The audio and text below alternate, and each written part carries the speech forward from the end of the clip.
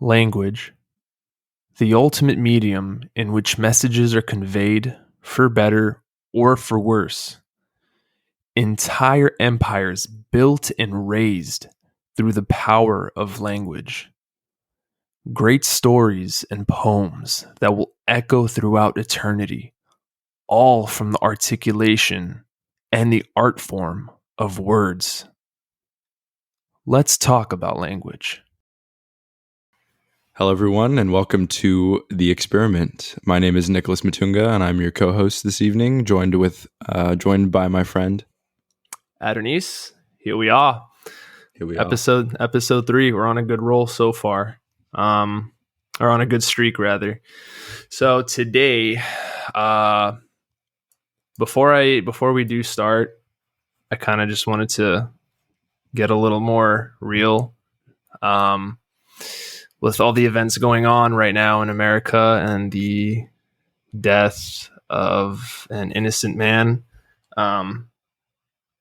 just wanted to kind of stand in solidarity with all of this, and hope that justice is served. I have a lot of friends who were affected by this situation, and just a lot of people affected by the situation in general. And it's really heartbreaking seeing all of this occur, especially right now with what we currently have going on with the whole, public health emergency. This is the last thing we needed. And it's really unfortunate that this happened. And I just wanted to wish the best for the victim's family, his friends, his loved ones, and just anyone else who is affected by this. And Nick, if you wanted to say anything about the situation before we actually delve into the episode. Yeah, absolutely. I don't know if the listeners know. I don't know if this has been discussed before, but I am African American. My dad was born here, but raised in Kenya, East Africa, and my mom is a white American. So in these situations that I've grown up witnessing through social media and experiencing myself, I've kind of been torn in these types of situations, being biracial. However, I do want to just kind of let everyone know that is feeling pain or discomfort or sadness or depression or whatever emotion that you're feeling as a result of the situation. It is justified. You are allowed to grieve. You're allowed to be sad. You're allowed to be angry. Let that emotion, run its course. Let it kind of influence your life and let it allow you to think critically about your own existence. We talk a lot about some, theoretical and philosophical ideas, but I want you to know that as another human being, and specifically a person of color, that I'm here with you. And like Adonis said, I think just acknowledging that we as co-hosts of this podcast stand with you in solidarity. And if you are ever in a place where you think you need someone to talk to about the situation, I'm here. My Instagram account is @NickKatavi. If you want to send me a DM, we can talk about things. This violence and these acts of racial oppression and things like that, they need to stop, obviously. But there's got to be ways that we can work together to create change. And so, just want to let you know that I'm here and that I'm going to continue doing what I love, which is not only progress in the field of engineering, but work on this podcast because it's something I'm passionate about. And I think by finding ways that we can express ourselves through the things that we love, we can better ourselves and better our society. So with that being said, let's get started on this episode. Yeah, sounds good. Right before we do, did you want to spell out your Instagram just so people? Right. Yes, it is @NickKitavi @NickKitavi. Perfect. And yeah, and if the family members and loved ones of George Floyd, who was killed by that police officer or ex-police officer, if you guys somehow ever hear this, we all do grieve with you. And again, like Nick said it beautifully, and it's just really unfortunate that this continues to happen, 400, 500 years after, all the slavery and things like that. And it's just really, really heartbreaking. And it's you would think that we would have moved on from that dark history, but I guess that dark history, continues to live on because people continue to hold on to it. And it's just really, really unfortunate. So anyways, don't want to, go into the caveats or the details of that. Rather, we just wanted to, give a quick, how do I put this? Just quick recognition that we do see it, and it's really unfortunate. And I'm sure Nick and I are both, really, really sorry that this is all happening. But with that said, let us get into the episode. So yeah, today I think it's a good segue. Today's episode is going to be about language. What language is, how words, can affect us as humans throughout our interactions and throughout, history, how words and language can be misconstrued, how it could be twisted and manipulated. I think that, happens a lot. And so I think that's something we both felt that we should discuss. So, well, what's your, I guess that's a really weird question to ask. Well, like, what's your take on language? Have you ever like sat back and kind of like asked yourself, what is language? Yeah. So language has always been fascinating to me. I remember enrolling in Spanish 1 because that's what you do in high school. You take a language that you have no idea what it's about or anything on how the language works or the culture behind it, but you take a course in high school because that's what the government tells us to do. So I did that, and it was an eye-opener for sure. I actually enjoyed the course on how they talked a lot about the cultural things revolving Spanish and there was like a lot of videos I remember and visual representations and skits and things like that. And I think it provided kind of a more deep understanding of the language. However, I still feel very lacking in the language. I know there's like immersion programs and things like that are better at, fully grasping a new language. But with that being said, I've always wondered what language is, why there are different languages, how I can say something to someone that speaks my language and they know exactly what I'm saying, and I can say the exact same thing to another person, and they have no idea what I'm saying. I find that very interesting. I think it's amazing how different languages have their own intricacies, and that's what makes them beautiful. I know that Spanish is often considered the language of love. Like I said before, my father is he was born here, but he grew up in Kenya. He is an African citizen, or Kenyan citizen to be specific. And so he grew up speaking the language of Swahili. And so I think that language has been something I've always wanted to understand more of. I remember asking my dad at a young age, why did you not teach me Swahili? And he said, well, it wasn't really pertinent to the culture that you were growing up in. Your mother is not a Swahili speaker. You never were going to interact with people that speak Swahili on a daily basis. So there was no need for you to do so. And so he did not feel the need to teach me that. I might have a little bit of a grudge there because I wish I was bilingual. Unfortunately, I'm not. I'm monolingual. But no, language has always been interesting to me. I've been in a very long relationship with the woman I love, and she speaks Spanish. She's bilingual. I find it absolutely amazing. I think that anyone shout out to her real quick. Yeah, shout out to Natalie. I think that anyone that speaks multiple languages is amazing. One question that I always ask is, what language do you think in? What is the language that, being a monolingual person, I'm obviously always thinking in English. Some people say that their thoughts are not in a language at all.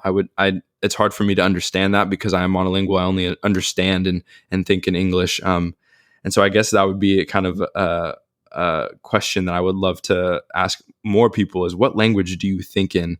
What kind of, how do you interact with the world around you when it comes to language? And so that's kind of my take on language. It's a curious topic for me, something I would love to learn more about, and hope that we can kind of talk about more in this episode. So I guess I'll give it back to you, Adonis. Yeah, cool. So great take.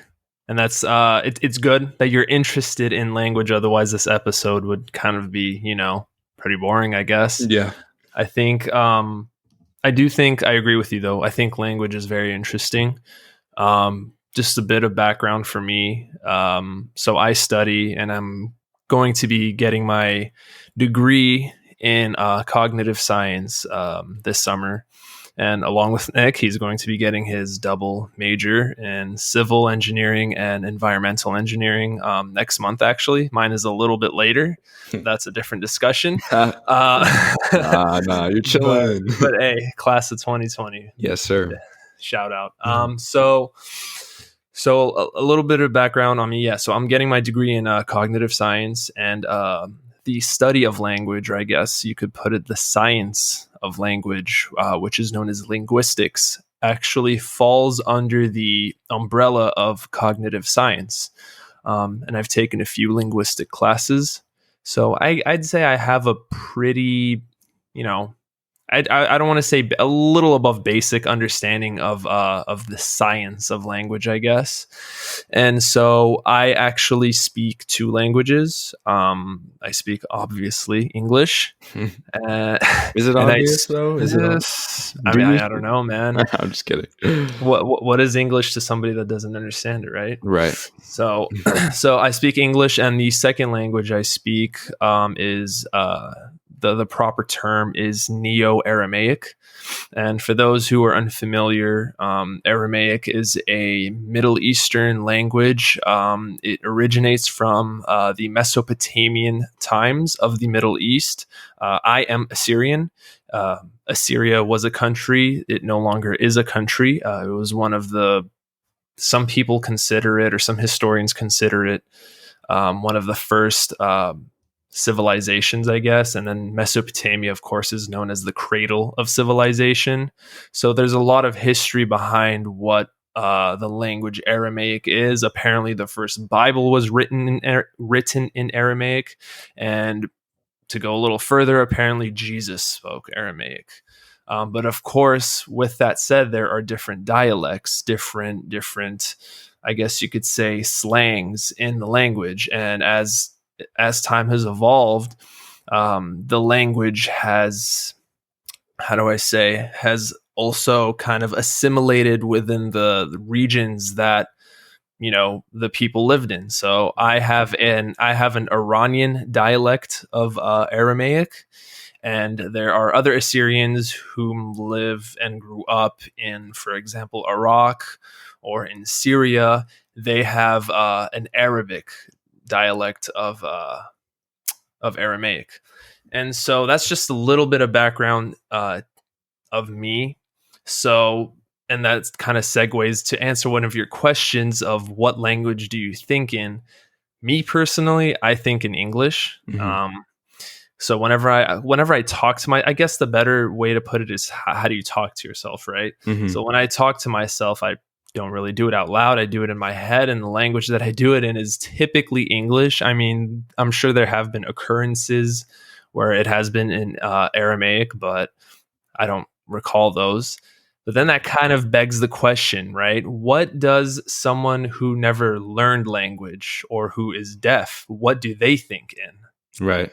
Yeah. So that is a very interesting question that I don't have the answer to. I don't know. Do you have any maybe ideas of how they think, or what they may think, or what languages, or do they visualize? So what I think, I guess, because I've had this conversation before. Mm-hmm. So deaf people, they learn more often than not, they learn sign language, right? Right.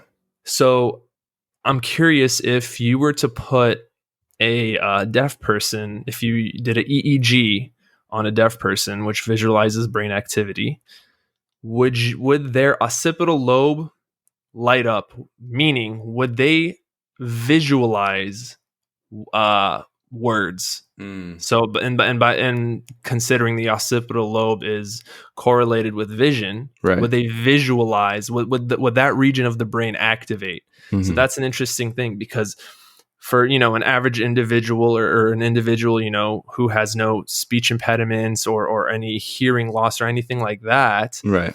there are two regions. It's called Wernicke's area and I think Brokaw's area. I should know these, but Come on, I'm a little now. rusty with that. Come on now. Yeah. All right. Jeez, I'm making cognitive scientists look bad right now, man. Oh, you're chilling.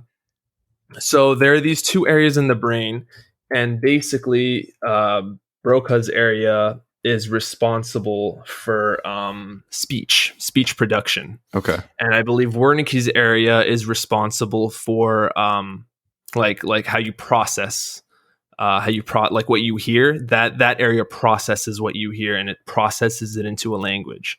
So those areas light up whenever an average individual either thinks. That's what I'm assuming. When they think in their head, or when they talk, those areas light up. So would a deaf person's occipital region light up? So that's something interesting that I've considered. I haven't looked into it, but it makes sense to me from what I know. That's what makes most sense. Mm-hmm. But what do you think? I'll pass it back to you. Well, what do you think about that? Well, I mean, kind of like I was mentioned before, is that there's people that say that you don't think in a language, that thoughts are kind of without language. They're absent from language. And so, like I said, being a monolingual, and then you being bilingual, which I'd like to point out, everyone, that I did not know Adonis was bilingual before this episode. So this is a shock to me. Wait, what? Really? I had no idea. No. Yeah, dude, I speak a different language. Yep, I had no clue. But hey, we're all here to learn about each other, right? So there it is, dude. I'm actually really surprised. And that's the result. I'm actually really surprised that you didn't know. I mean, that's weird. I don't know. Yeah, weird. I kind of I probably would have guessed, but I didn't know for sure that you spoke another language, which I think is super sick. I mean, if you want me to say something, ask me. Let's hear. Hi, my name is Adonis. Okay. Shlam alochon shemidi ila Adonis. Amazing, right there, everyone, ladies and gentlemen. Let's hear it. Let's get a round of applause for Adonis. I have a little thing on this. So me and Nick aren't in the same room right now. We're actually, I'm in San Jose and he's in Davis, and we're doing this medium. We're using a medium called Zencaster. Shout out Zencaster. There it is. For this podcast, and we'll see how it goes. So if this episode, if the quality sounds a little different or something seems a little off, this is our first time using the software, so we're kind of, and it won't be permanent, at least not yet, because there's going to come a time where we can't live under the same roof, right? Unfortunately. So but yeah, I'm going off on a tangent. Let's go back, get back on topic. Sorry for interrupting you. No, so yeah, go ahead. You were talking about how people think in languages, or don't, rather. Right. So, I mean, you being bilingual, you were just saying that you think in English, at least you think you do. Is it perception, right? Is it that we think we're thinking in a language because that's how we interact with our surroundings, we read things on signs, or we look at things on the internet and it's in a language, and we talk to people obviously in a language, and that's how then we perceive our own thoughts as a language. But is it actually not? Is it absent from language? And I think that's an argument that a lot of people make, but I think it is an argument that it's difficult for people like myself, being monolingual, to understand. It does make sense though for thoughts to be absent from language.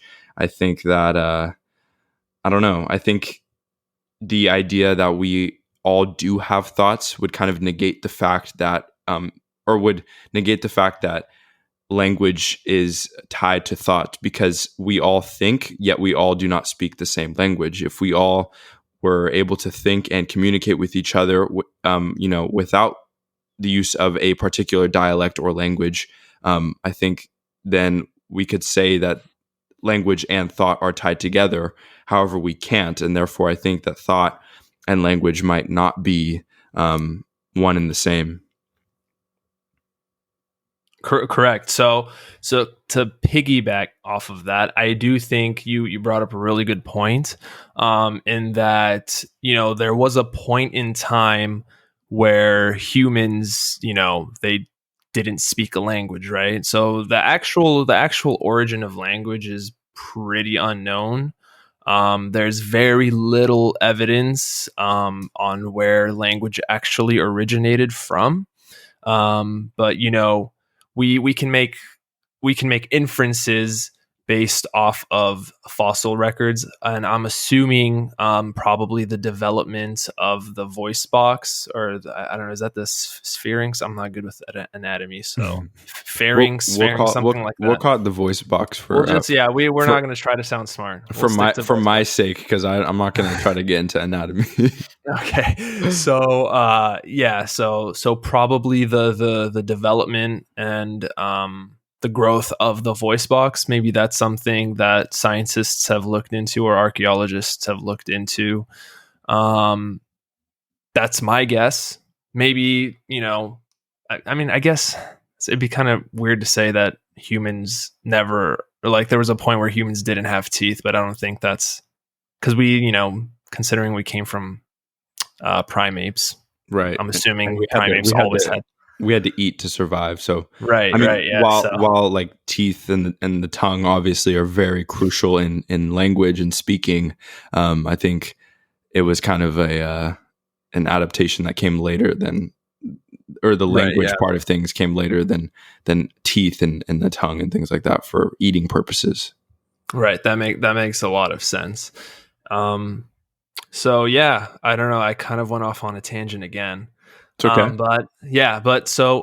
So we don't really know where language came from. And so before humans were able to speak or had developed, a language in which they communicate, how did they think? Right? Because so what I feel like you're trying to say is, or how I'm perceiving it or interpreting it, is that we'll be thinking of something, right? We'll have thought, but then there is a instance quicker than we can even really be conscious of, where that thought turns into English in our head, or whatever the language that we speak in our head. So we just automatically assume that that is what we quote unquote think in. But I think before that, there may be a point in which we're kind of unconscious. It's kind of weird to say unconscious of thought, but we're unconscious of the fact that we may not be thinking in a language. I don't know. That's like a very weird way to put it. Mm-hmm. I don't know if you agree with me, but I feel like there's a very, pivotal moment where that thought turns into something we can interpret, like language. Right. And so, yeah, that's my take on that. So we have gone over the idea of thought and how it relates to language. I kind of want to segue into how language is used in society. First thing is I think it's very interesting just from looking at, let's just talk about English, for example. You have English within the United States only, or I guess we can also look at Europe as well. And you have English in the UK, where they speak the Queen's English, and that has a certain accent, certain dialogue, and certain slangs.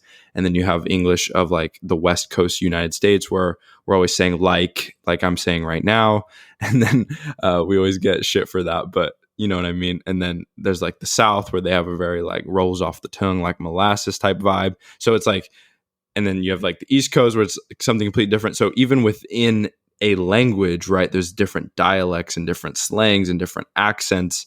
And I think that is very interesting, because I think earlier you had mentioned when you're talking about your second language, how there's different dialects based on the region you grew up in.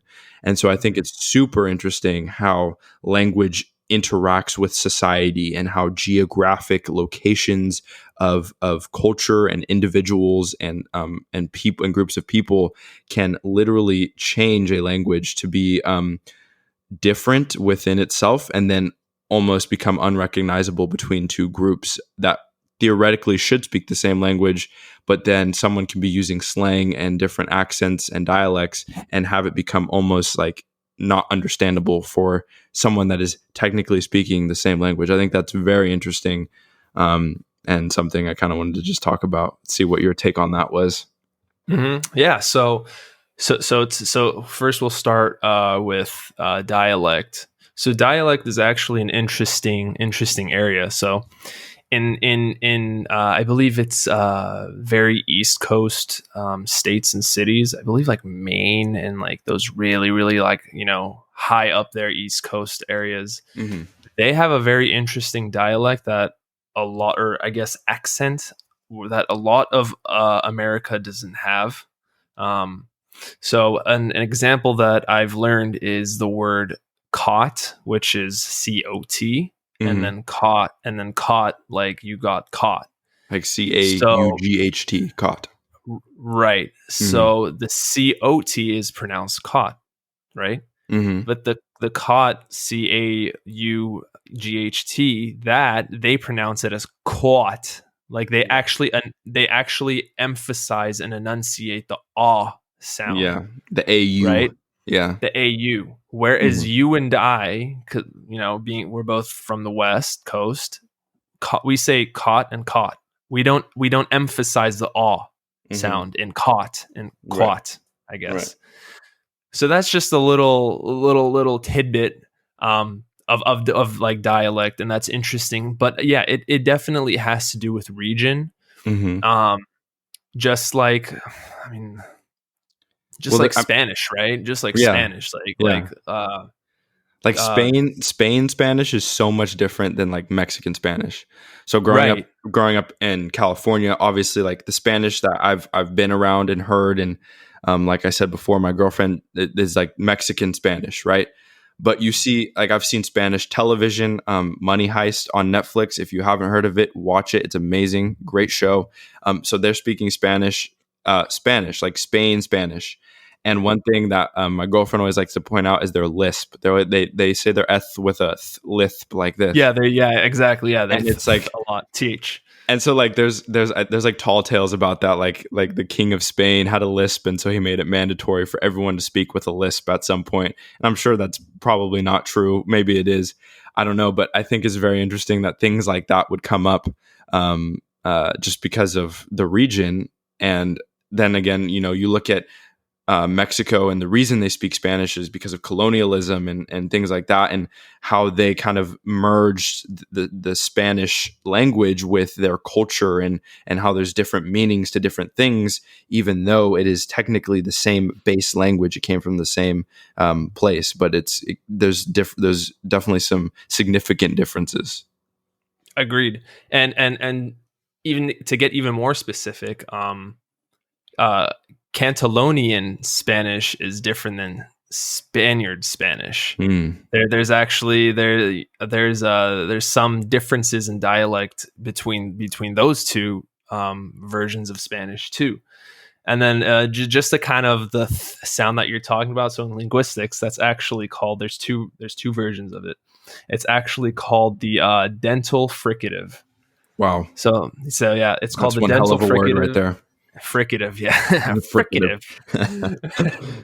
And there's two versions of that. There's voiced, and then there's voiceless. And then voiced is if you put your hand over your Adam's apple, or where the voice box is, if you feel it vibrating, that makes that sound that you're articulating voiced. If it's not vibrating, it's voiceless. So is voiceless, but oh wow, is voiced. Yeah, I just did it, and I can confirm everyone that Adonis is speaking truth right now. Try it for yourself.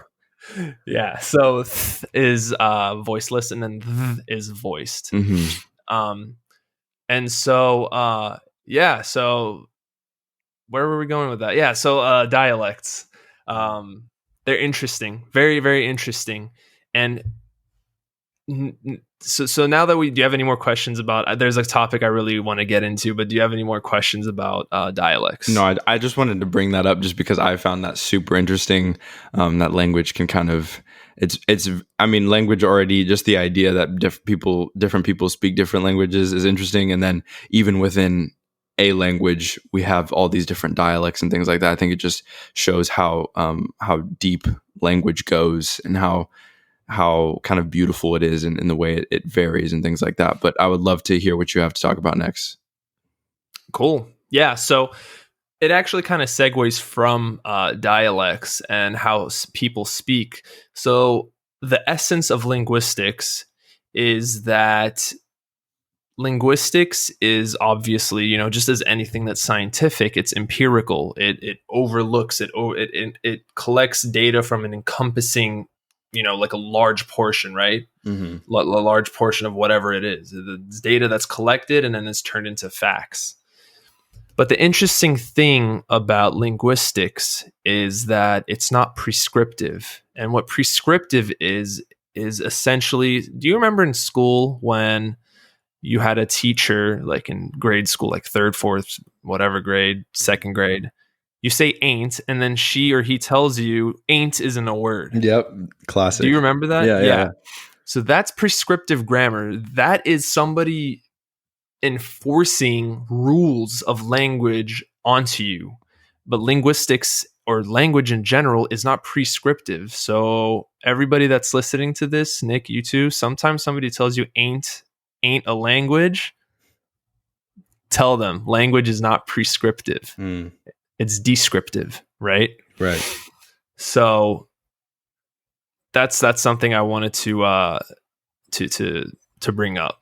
And so you could say that language is kind of is an art form in a way, because art is a way to express oneself, right? That's my understanding of art, is the ability to express yourself. And so language is a medium to express oneself, just as a canvas is to an artist like Bob Ross or whatever. You know what I mean? Like he can take paints and create an image, and then we see that image and understand. And in the same way, if I can say something and you understand what I'm meaning, that is my way of expressing myself, and in that way it is art. So language could be kind of perceived as an art in that way, and that it is not prescriptive. Right, exactly.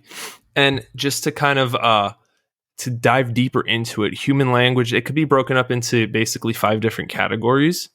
We have arbitrariness, displacement, productivity, duality of patterning, and then discreteness. So arbitrariness kind of goes into what you were saying, like how it could be viewed as an art, right? Mm-hmm. So the words don't describe, it's basically words that don't describe what they're meant to. So for example, candy doesn't equal edible sweets. Like, do you understand? Do you understand where I'm coming from with that? Yeah. So like there are certain words, I mean, I can't really think of any off the top of my head, but they don't describe what they mean. I guess bread could technically be one of them, right? Or another one, smoke. Smoke doesn't mean fire. I mean, I guess I don't know. What would you say? Would you say smoke could mean fire? I mean, no, I don't think it does at all. There's smoke. There's things that are smoking that aren't on fire. They're near being on fire. Like if there's a fire about to start, right? Like things will smolder before they actually ignite into fire, right? So obviously, when things are smoldering, there's billowing smoke coming from that object. That does not mean that there is a fire there. It means could be fire imminent, but at the same time, you could then come with a bucket of water over that. A ton, like it would actually technically be steam at that point, but more smoke, I guess you could say, would be coming off of it, and it would obviously never catch on fire. So smoke, yeah, definitely does not equal fire. True.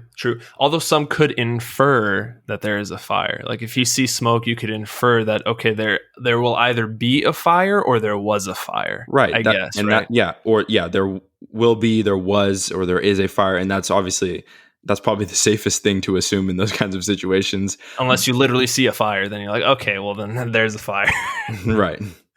So yeah, so those are just some interesting things. And then like another example of arbitrariness is onomatopoeias. Everybody loves those. Like buzz, slurp, crank, pow, woof. Like that's like the arbitrariness of language. You know what I Right. mean? Right.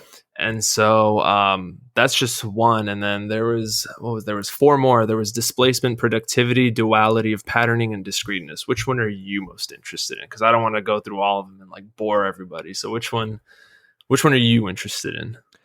I'm actually interested in productivity, like how there's like an infinite number of messages, like the idea that like how many elements are there in the alphabet? 24, the 24 letters in the alphabet or something. How we 26, can? dude. Okay, sorry, 26. I didn't graduate from high school. Somehow I got to UC Davis. Let's just somehow, dude. Somehow. Anyways, okay, nobody hold that against me, please. Anyways, I'm an engineer. It's okay. So true. You use numbers. You don't use English. Hey, I was close. I was only like 2 off. Yes. And like some letters are really kind of useless. Like Q, you can only use that like a few times. So, it's fine. Anyways, okay. So productivity, I think that's been something that I've always been curious about, is the idea that we can take a finite number of letters, 26, as I was just informed, and we can make an almost infinite number, seemingly an infinite number of words from that. And then likewise, we can come up with the seemingly infinite number of words to create an infinite number of messages, right? So it's like, it almost builds upon itself. Right. And it's almost like kind of counterintuitive to the way we think of things. Like if you take something finite, then it is finite, right? You only have so much of it. But with language, it's different, because we can take something finite and then make something infinite out of it, which I think is very unique and a unique part of our existence. Agreed. Interestingly enough, there is, and this is true, by the way, there is an infinite amount of sentences that you can produce. So there will always be a sentence that you articulate that no other person in the history of the human race has ever produced. That's just insane. So if you don't think you're special, think again. You're very special, because the little noodle between your brains just conceptualized an original sentence never before thought of in the history of the human race. And that is essentially what productivity is. It is the infinite amount, as you said, the infinite amount of messages that we can put together, infinite amount of sentences that we can create within language. And with that said, I think it's also interesting that our brain has the ability to auto break words, right? So what that means is, whenever you and I are talking, or whoever is talking, we don't talk with breaks in between our words. We don't talk like this, right? Right. We talk like this. Mm-hmm. And our brain knows exactly where to put those breaks so it can articulate the sentence. It could receive the data that the receiver is sending in the same fashion that he is sending it. Isn't that interesting? That is very interesting. So basically, if I intend, whether it's consciously or subconsciously, I intend to say something a certain way, you are receiving that the way that I am saying it. Right. Of course, there is a loss in data from the brain to the mouth to the ears and then to the brain.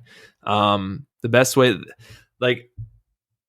to look at this is Elon Musk actually said it best. There is a very big, when you're trying to conceptualize an idea, right? Like you have an idea in your head and there's a lot of data. There's a lot of raw data in your head. And by the time that you try to explain, by the time I try to explain to you, Nick, something, there is a massive amount of compression of that data happening. And sometimes I don't get to share fully what I want to share, or I don't get to share the complexity of the idea that I want to share. By the time that you hear what I'm saying, there's a huge amount of data that is lost. not because of you, but because of how I am trying to send that message. Even in this conversation right now, there's a lot going on in my head, and the way I'm articulating it, there's a loss in data. That's just how it is. Mm-hmm. And so, so that's something I think that is also interesting, because there's definitely a market, I guess you could say, as where there will come a day where humans may no longer have to be speaking to share thoughts and share data. That's what the whole premise of Neuralink is. I mean, the first premise, I guess, which is Elon Musk's brain interface company. The whole premise behind that is to first to stop cognitive decay in elderly, like Alzheimer's, or like if you have paralysis somewhere in your limbs or your body, it takes that away and hopefully rejuvenates paralysis. Or if you have vision loss, hearing loss, it'll rejuvenate that, it'll revive it. So I think there's an interesting example that just came up in what you just said. You said Alzheimer's. I say Alzheimer's. I think that's just like so like just accurate for the conversation right now, is that we would say those two words, just those two words. I mean, that one word, we would say it two different ways. I think that's just kind of really relatable. Dialect. Yeah, exactly. Really relatable for this conversation.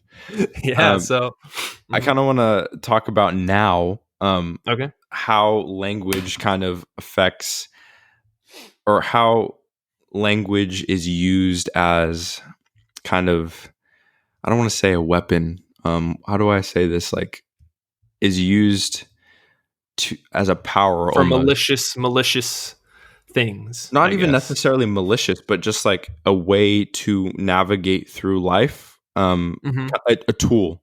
There we go. I don't want to say a weapon because it's not necessarily a weapon, but a tool. How language can True. be used to express hatred. It can be used to express love. It can be used to express all these different things, and how these different dialects or these different phrases or slang can cause for misinterpretation, and thus the, like you were just saying, the data loss between an individual or a mass of individuals. How one person saying something who intends to say one thing can be interpreted a completely different way, not only because of maybe a discrepancy in dialect or tone. I mean, dialect or slang or things like that, but also tone. Just the way you say things can have huge weight on the message you're trying to convey. So I kind of want to just segue into that and talk about how language is a tool, but it's something that some people can master and use to their benefit, and can use also to others' detriment. So what do you think about that?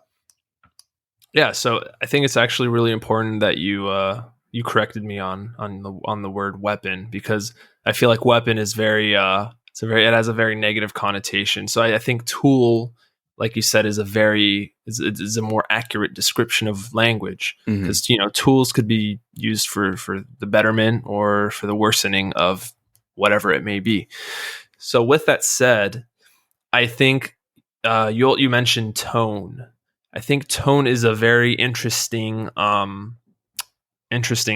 guess, topic or point to discuss, because nowadays in our modern time, communication is becoming less and less about human interaction and voice, and more so through text messages, through Facebook, through Snapchat, Instagram, right? Mm-hmm. And when we are relaying these messages, when we are writing to people and, say somebody is in an argument or they say something that is rubbed the wrong way, that is often because the tone in which the receiver receives the message is misinterpreted, right? So I think tone is, as you said, it's a very important point. And just to bring a very, kind of, I don't want to say dark, but Hitler's speeches, the tone he used and the presence that he had in his voice and the way that he emphasized certain words. I don't speak German, so I don't know exactly what words were emphasized in his speeches, but you could just tell, like, you don't have to know German to Yeah, know that the energy was there. right, the energy and the emphasis was there in certain phrases and certain things that he said where it wasn't there in other things. So I think that is a place where language can be manipulated to manipulate the masses, or to manipulate whoever it is you are sending this, piece of data to. And I think that's something that's also very interesting. What do you think about that? Yeah, so I'll give a counter example that'll be a little bit more cheery to the Hitler thing. That's fine. That's good. Yeah, well, just so we're not all dark and doom here. There's I don't know if you have heard of Fred Rogers, also known as Mr. Rogers. Yep, of But course. I just recently actually watched A Beautiful Day in the Neighborhood with Tom Hanks. He did an amazing job in that film. I think, and I not grew up, but when I was really little, I do remember watching A Beautiful Day in the Neighborhood, or Mr. Rogers' show. And so the tone that he uses, the very, very, low voice and just really calm and always smiling and happy, and really using positive language and reinforcing positive ideas and talking about things in a very clear manner for children to understand. Again, that's an example of how language can be used as a tool in a positive way. And so I don't doubt that this man had a lot of positive influence on a lot of children's lives, including myself. He made me see the world for the better things. And so yeah, I think it's just interesting just looking at those two polar opposites. You have someone who's trying to inflict harm upon a mass race of people, and then on the other side, you have someone that's trying to really change a generation in a positive way, using the way he speaks and how he says things and his tone. It just kind of highlights how important language is, and how it can be used as a tool, I think. Correct. I wholeheartedly agree with you. And interestingly enough, if we apply, if we apply linguistic knowledge to this exact topic, Mm-hmm. I think it has to do a lot with pattern detection, our ability, or our brain's ability to detect certain patterns within speech. So things like questions, things like statements, invitations, greetings, jokes, advice, apologies. Mm-hmm. There's certain characteristics within each of these that our brain is able to detect and categorize. So a question, for example, is, so what did you think about the weather this morning? Mm-hmm. That is a question, right? Right. Our brain, right. is, what's that? I was just saying, I thought it was all right. A little windy, but it's fine. Apparently there's supposed to be a thunderstorm tomorrow or something. I don't know if it's like that in Davis, but Yeah, that's what's supposed to be happening here. Yeah, I'm pretty bummed about that. Yeah. So anyways, tangent. Go ahead. Yes, we've just been going off on tangents. I know. That's the beauty of language. It kind of just takes you away. So our brain, your brain was able to detect that was a question rather than a statement, right? Like a statement would be, the weather was great today. That's a statement. It's not a question. How? Well, our brain detects that. It also has to do with semantics and the way sentences, what words mean, and the way that sentences are structured through syntax and things like that. But that's going really, really into linguistics. But that does play a huge role. So basically, what you were saying is, it's definitely due to pattern detection, and I think humans are very good at recognizing these things, and for better or for worse, manipulate them, right? Mm-hmm. So certain messages can be relayed in such a way where these rules, or this understanding of how language is interpreted, they're meant to convey again, for better or worse, a message. So that's also something really interesting that I hope kind of added substance to what you were saying. Absolutely. And so I think to kind of wrap this up, I just want to say, be aware of the way that you use your language, whatever it may be, whatever dialect you use, whatever language that you speak, your tongue. Just be aware, be cognizant of the result and the weight of your words. Um, I liked Adenise's, reference to data. It is kind of a way of transferring data between each other, but at the same time, we don't want that to cause harm to one another. We want to use it to uplift one another. Adenise and I are using our language and our ability to speak this language to kind of talk about ideas that we think are important and are very interesting, not only to us, but hopefully to others. And so, with that being said, I just want to thank the listeners for listening to us talk about language. And I hope that it inspires you to kind of do a little bit of your own research on the different languages that are out there and how important it is to use language wisely. I know that I'm going to be doing a little bit more research myself because I need to catch up to Adenise on the knowledge. Like I said, it's pretty basic. That's you brought up a really, really good closing, kind of wrapping it all up. If I may, I just wanted to add one thing because you mentioned data, and I thought that was a really, really good. It was a really good metaphor that you used. Data at the end of the day is data, right? It could be numbers, it could be, most of the time it is numbers, right? I guess. But data in essence it just is. There is no allegiance to good or bad with data, really. It's neutral. Mm-hmm. And it is up to the individuals receiving the data or the individuals using that data. It is up to them to whether or not that data becomes biased towards a certain narrative. And I think, especially in today's society, in today's media, there is a specific narrative that each side wants to push. So they all receive the same data, they all receive the same information, but that information is in one way or another manipulated and skewed to fit the narrative. And I think that is very disingenuous. And I'm sure you agree with that too. And that is the same with language. Language is data.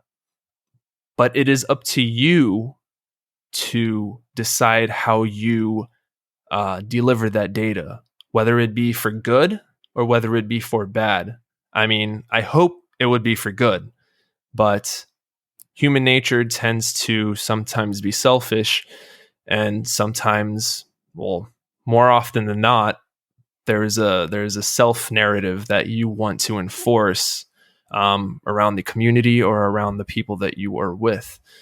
So we hope that this podcast kind of opened up, I guess, some dialogue of how language can really be used in society, in delivering messages, and really kind of pushing for a positive narrative. And with that said, I wanted to thank you all for listening. Nick, thanks you all for listening. And we hope that the data in the future is used for good rather than bad. But I guess we'll see, because this is an experiment. Thank you for listening.